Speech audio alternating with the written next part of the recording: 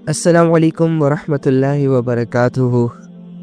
امید کرتا ہوں آپ سب خیریت سے ہوں گے۔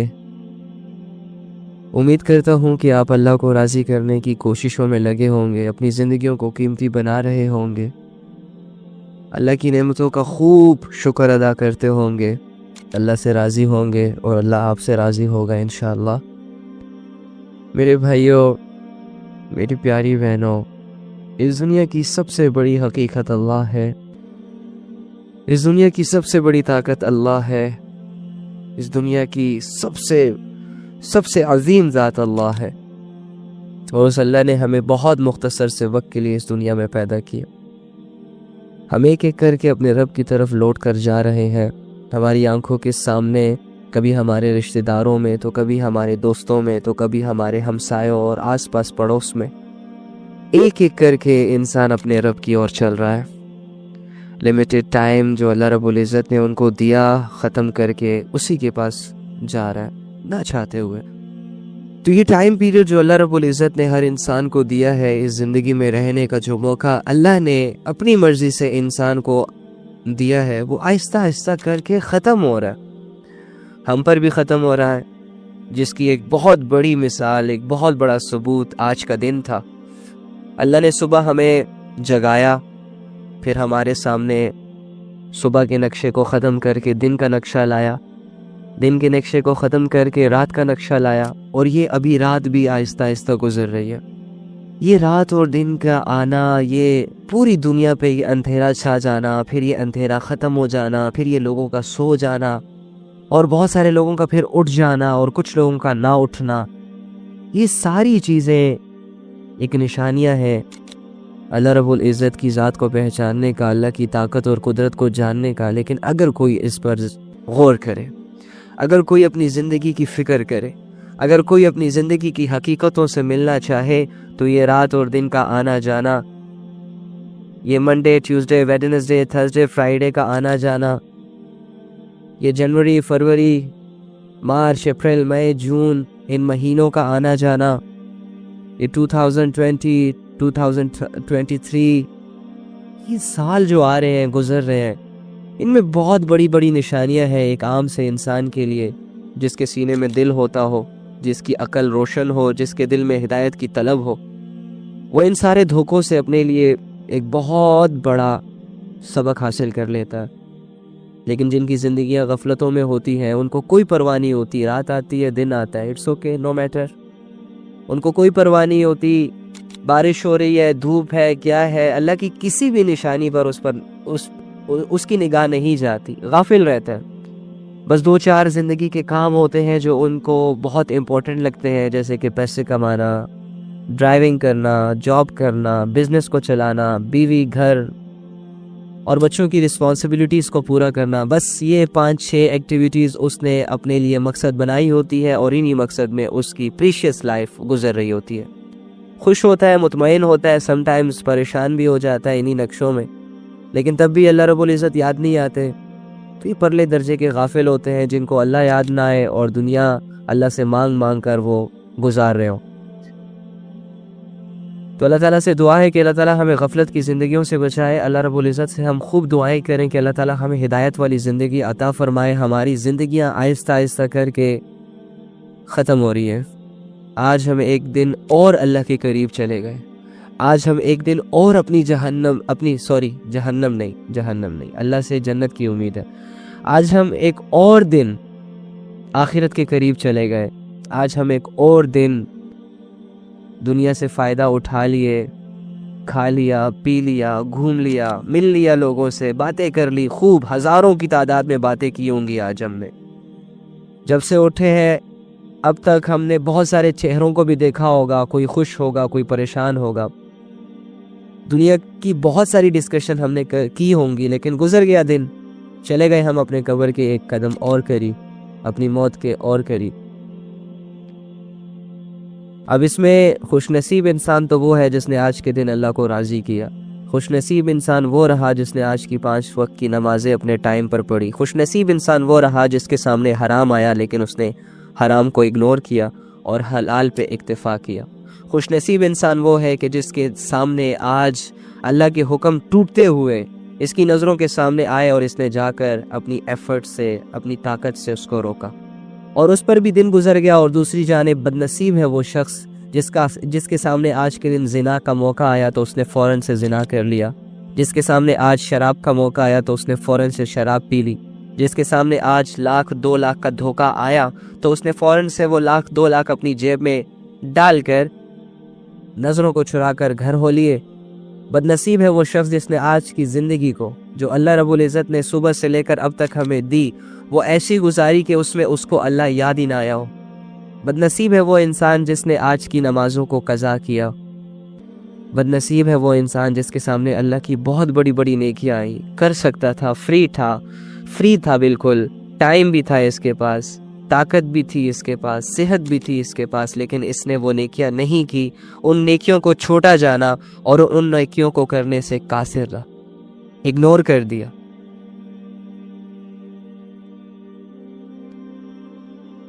تو اللہ سے دعا ہے کہ اللہ تعالیٰ ہمیں ایسے لوگوں میں اور ایسے لوگوں کی پرچھائیوں سے بھی بچائیں کہ جو لوگ اللہ سے غافل ہیں، اور ان کے لیے ہدایت کی دعا ہے کہ اللہ تعالیٰ جلد سے جلد ان کو اپنی رحمت کی پرچھائیوں میں داخل کرے۔ اللہ فرماتے ہیں اللہ الذی سخر لکم البحر لتجری الفلک فیہ بامرہ ولتبتغوا من فضلہ ولعلکم تشکرون۔ اللہ وہ ہے جس نے سمندر کو تمہارے کام میں لگا دیا۔ سبحان اللہ، کیا زبردست آیتیں ہیں یار، کیا اللہ کی محبت ہے یار ہم سے، کیا بڑے بڑے کام اللہ ہمارے لیے کر رہا ہے اتنی آسانی سے، ہم تو سوچتے ہی نہیں ہیں۔ سمندر کو دیکھتے ہیں، بس صرف اس کے آگے پیچھے سیلفیاں بنا کے آ جاتے ہیں، سمندر کے پاس جاتے ہیں، سیر سپاٹا کر کے واپس آ جاتے ہیں، سمندر میں جاتے ہیں، ایک بوٹ بک کرتے ہیں، ایک چھوٹا سا پھیرا لگا کے واپس آ جاتے ہیں، ایک ریل بنا لیتے ہیں، یا اپنے حرام محبتوں کو سمندر کے کنارے لے جا کر ایک چھوٹا سا ٹینٹ لگاتے ہیں اور گندگی میں منہ مار کے واپس آ جاتے ہیں رات کو۔ ہم تو سمندروں میں بیچ پر اس نیت سے جاتے ہیں نا، اور اللہ اس کے بارے میں کیا کہہ رہا ہے؟ اللہ الذی سخر لکم البحر لتجری الفلک فیہ بامرہ ولتبتغوا من فضلہ ولعلکم تشکرون۔ اللہ ہی وہ ہے جس نے سمندر کو تمہارے کام میں لگا دیا۔ کیا کام کر رہے سمندر تمہارے لیے؟ کبھی سوچا؟ کبھی سمندر کے پاس گئے، کھڑے ہوئے، سوچا کہ اللہ نے اتنا بڑا سمندر، کہ کتابوں میں آتا ہے کہ دنیا کا 30% حصہ جو ہے وہ خشکی ہے اور 70% حصہ جو ہے وہ سمندر، دریا، پانی پر ہے۔ اوکے، تو اللہ رب العزت نے اتنے بڑے سمندروں کو ہمارے کام میں کیسے لگایا؟ کویسچن کبھی خود سے پوچھا؟ نہیں پوچھا۔ کبھی اس آیت کو پڑھا؟ نہیں پڑھا۔ کبھی اس آیت پہ غور کیا؟ نہیں کیا۔ سمندر تو آنکھوں کے سامنے ہے، لیکن اس سمندر نے میرے دل میں اللہ کی معرفت نہیں پیدا کی۔ سمندر پر تو ہم پکچرز بھی کھینچتے ہیں، فیملیز کو لے کر آؤٹنگ بھی کرتے ہیں، وہاں جا کر سمندر کے کنارے بیٹھ کر انجوائے بھی کر رہے ہوتے ہیں، لیکن اس سمندر کو کبھی اس نگاہ سے دیکھا نہیں نا، جو رب والی نگاہ ہوتی ہے، جو معرفت والی نگاہ ہوتی ہے۔ آنکھوں کا صحیح استعمال تو ہم نے آج تک شروع ہی نہیں کیا ابھی تک۔ آنکھوں کا صحیح استعمال یہی تھا کہ اللہ فرما رہے ہیں سیرو فی الارض، زمین میں گھومو پھرو اور دیکھو کہ میں نے پہلے لوگوں کے ساتھ کیا کیا۔ تو اللہ فرما رہے ہیں یہاں پہ، اللہ وہ ہے جس نے سمندر کو تمہارے کام میں لگا دیا۔ تو مجھے بتاؤ کہ سمندر کیسے ہمارا کام کر رہا ہے؟ دیکھو، آپ نے سنا ہوگا کہ آپ کے ملک میں، آپ کی کنٹریز میں جتنی بھی یہ کھانے پینے کی اشیاء آتی ہیں، امپورٹ ایکسپورٹ جو ہوتی رہتی ہے کنٹری بیس پر، یہ بہت سارے راستے ہیں اس کے، جس میں پلینز میں بھی آتے ہیں، لیکن اکثر زیادہ تر حصہ سمندروں کے ذریعے سے ہماری کنٹری میں داخل ہوتا ہے۔ سمندر کے ذریعے سے ہمارا رزق ایک جگہ سے دوسری جگہ جاتا ہے۔ سمندروں کے ذریعے سے ہماری ملک کی اکانومی مضبوط ہوتی ہے۔ امپورٹ ایکسپورٹ کر رہے ہیں ہم، اس سے کشتیاں چلا رہے ہیں، اس میں بڑے بڑے بحری جہاز، اس میں ہمارے ایک سامان کو ہمارے ملک سے لے جا کر دوسرے ملکوں میں بیچتے ہیں، دوسرے ملکوں سے لا کر ہمارے ملکوں میں استعمال کرنے کے قابل بنتے ہیں۔ کتنی بڑی بات ہے! اگر یہ سمندری راستے بند ہو جائے تو ہر ملک فاقہ کشی پر آ جائے۔ ہر ملک کے لیے امپورٹ ایکسپورٹ کرنا مشکل ہو جائے، تو اللہ یہاں پہ کیا فرما رہے ہیں آپ سے؟ اللہ الذی سخر لکم البحر، کہ اللہ وہی ہے جس نے تمہارے لیے سمندر کو کام میں لگا دیا. یہ تمہارا کام کر رہا ہے، تمہاری کشتیوں کو نیچے ڈبوئے گا نہیں، تمہارے مال کو بالکل سیفٹی کے ساتھ لائے گا تمہاری کنٹری تک، پھر تمہاری شاپس میں جائے گا، پھر تمہارے گھروں تک آئے گا، پھر تمہاری زندگی میں آئے گا اور تم اس سے فائدہ اٹھاؤ گے. تم سوچتے نہیں ہو، اللہ گلا کر رہے ہیں آگے.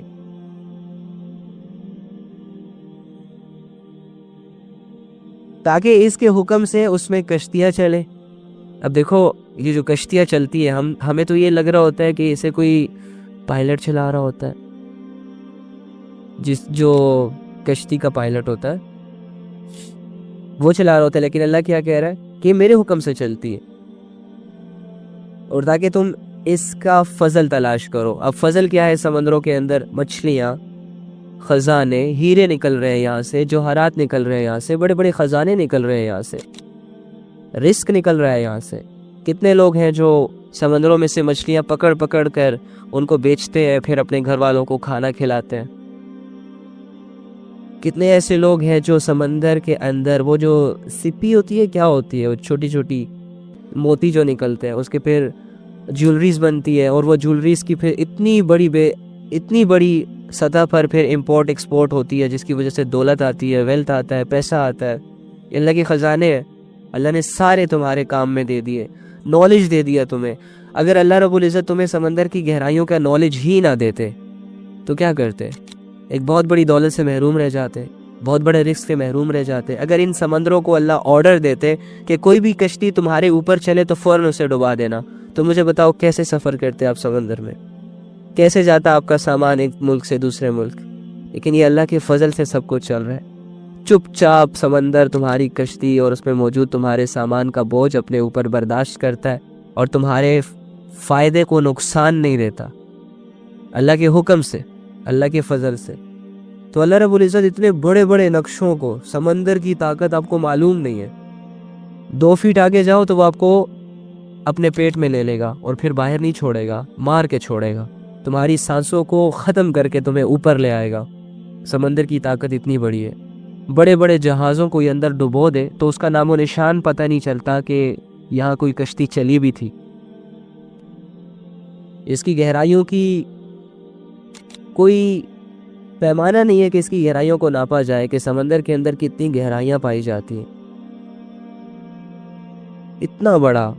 اتنا بڑا نقشہ کس کی خدمت کر رہا ہے؟ انسانوں کی خدمت کر رہا ہے. کیوں خدمت کر رہا ہے؟ کیونکہ انسان کو اللہ سے محبت ہے اور اللہ کو انسانوں سے محبت ہے.